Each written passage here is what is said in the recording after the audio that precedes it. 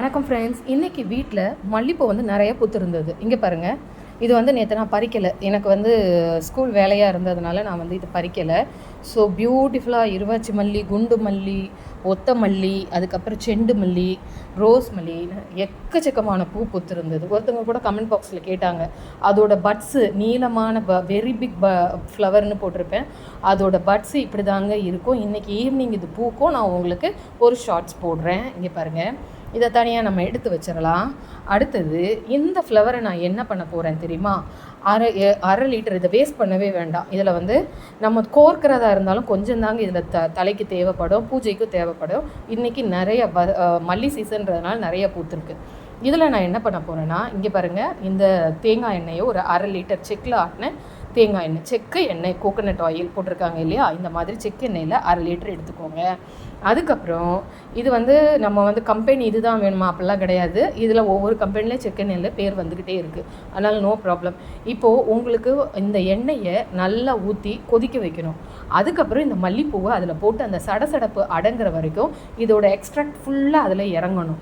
இறங்கும்போது நல்ல ஒரு வாசனை கிடைக்கும். இதை நீங்கள் எடுத்து ஆற வச்சு ஒரு பாட்டிலில் ஸ்டோர் பண்ணிக்கோங்க. தலைக்கு தேய்க்கும் போது இதை தலைக்கு தேய்க்கலாம், உடம்புக்கு தேய்க்கலாம். தலைக்கு தேய்க்கிறதுனால நிறைய பலன்கள் இருக்குது. ஒன்று, அதாவது 100 ml நார்மலாக தேய்க்கும் போது இன்னொரு பாட்டில் எடுத்து அதில் 100 ml தேங்காய் எண்ணெய் எடுத்து இந்த ஜாஸ்மின் ஆயிலில் 100 ml ஊற்றி நம்ம தலைக்கு தேய்க்கலாம்.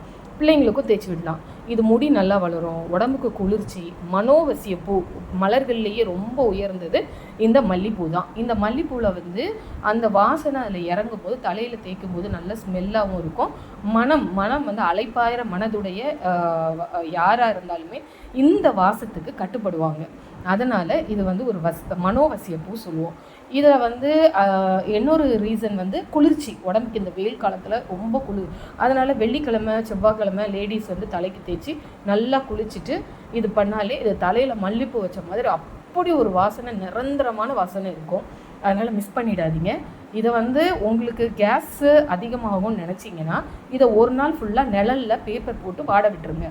வாட விட்டுட்டு அடுத்த நாள் எண்ணெயை நல்லா கொதிக்க வச்சு அதில் இதை போடுங்க. ரொம்ப சடசடப்பு இருக்காது. டக்குன்னு இதோட எக்ஸ்ட்ராக்டும் இறங்கிடும், சடசடப்பும் அடங்கிடும். அதை நீங்கள் ஸ்டோர் பண்ணிவிட்டு இந்த வருஷம் ஃபுல்லாக உங்களுக்கு தேவையானதை 1 லிட்டரோ இல்லை 2 லிட்டரோ காய்ச்சி தனியாக பாட்டிலில் வச்சுக்கோங்க. கெட்டே போகாது. கொதிக்கணும், நல்லா கொதிக்கணும்.